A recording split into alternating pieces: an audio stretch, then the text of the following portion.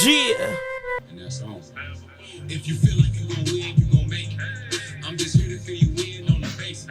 See a chance out here, you gotta take it. You can go and weigh your hands if you made it. Put your hands in the air if you feel, son. You can go to weigh your hand if you a real one. We just tryna stack for real to see a meal run. I ain't get it by myself, I had to feel, son. What up, though? OG Kenny, O_G_ Kenny at Retired from the Streets TV. Happy Friday, everybody. You know, it's been a rough week. I ain't got a haircut or a shave yet, but I'm due. You feel me? Just got them kids from school, so it's a blessing, man. Being able to be a self-sufficient dude where I don't have to bust my butt no more for nobody, and be able to, you know, have time to go get my baby, take him to school, pick him up from school, go shoot a couple of pictures from somebody, shoot some random B-roll, charge them for it, you know, get some cash, get some money, and keep it moving. That's a blessing.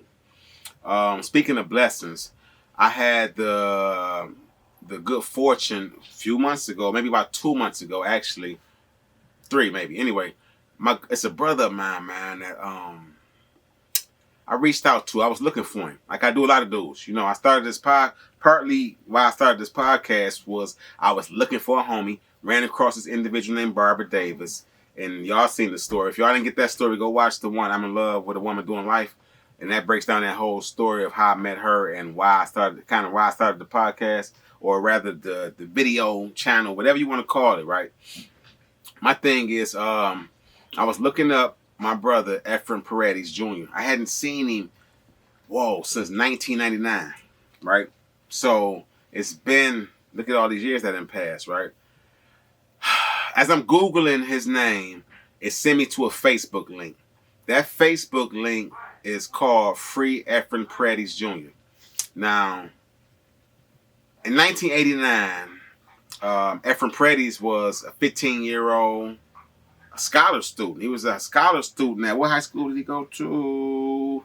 Lakeshore High School. And that was in Berrien County. They arrested my brother and charged him with a murder and a robbery at 15 years old.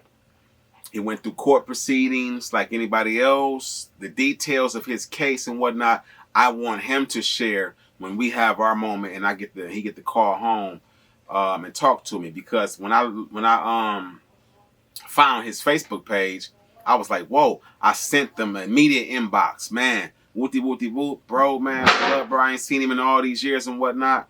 So, y'all know I'm in the middle of filming, right? That's why I was just saying.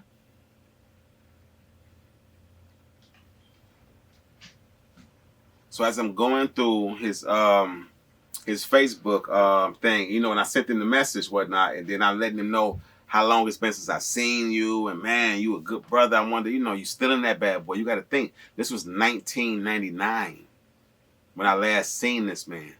So this dude has been locked up since 1989. Consistently at 15 years old, getting charged as a juvenile, and then getting convicted of murder and getting sentenced to life in prison at 15 years old. So there's a big, there's a lot of energy right now around juvenile life reform and repealing sentencing and making it retroactive to where people who were convicted as a juvenile and sentenced to life, it's like almost inhumane. You basically condemning these people to a death sentence by saying that there's no more good in them. They have no more redemptive quality. There's nothing in them that can be changed and corrected. When you're sent to the Department of Corrections, they almost should change the name from Corrections to the Department of Punishment. You know what I mean? Because that's mainly what I've noticed in my experience. There's not been very much correction going on in the MDOC. They're more there to send a message to the greater good of the community to say, okay, we slamming this dude on his head with 50 years or 100 years. What is the point of locking up a person for all of this time when this is the system that's supposed to be set in place to have some corrective measures? The programming is out of line or outdated. It's whack, most of it. There is no real effort on the corrections part to show a person what they think you should be knowing. If you think I'm antisocial, if you think I'm lacking all of these societal skills, all of this mental health treatment, all of this emotional trauma, you see I'm suffering or whatever, and you think this is the problem, why I committed the crime, then put the proper programming in place to help them people actually correct themselves, right? But you sentence a young brother like this to life in prison. You understand? So now I love the fact that there's so much conversation and there's so much action in the legislative around repealing juvenile lifers. So this was my thing, right? Reaching out to my brother after all these years was cathartic because he called me. I sent him the number and said, bro, ooh, he called me. And we talked for a nice little minute. He's been sending me emails. He's been asking me to post things for different petitions and whatnot. And I've been doing my due diligence, posting them. I need to post them more, I think. I think I should flood them down people's throat because, they biting somewhat, but that's my job right now. That's part of my job. I didn't expect to go in this direction when I started retired from the streets.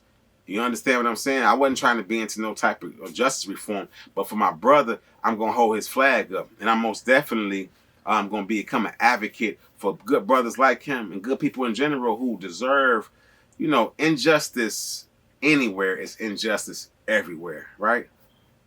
So you got to think about if they'll do this to him, they can do that to your nephew. They can do that to my son if I ever have one. My daughter, when she turns 15 years old, 17 years old, 18 years old, when they still, look, I got incarcerated at 21 years old and didn't know SHIT. Well, actually, yeah, 21 going on 22. When I left the county jail, I was almost 22. I turned 22 in the receptions and guidance center, the Charles Egler Reception and Guidance Center in Jackson, what they call the bubble or they call quarantine, right? Yeah.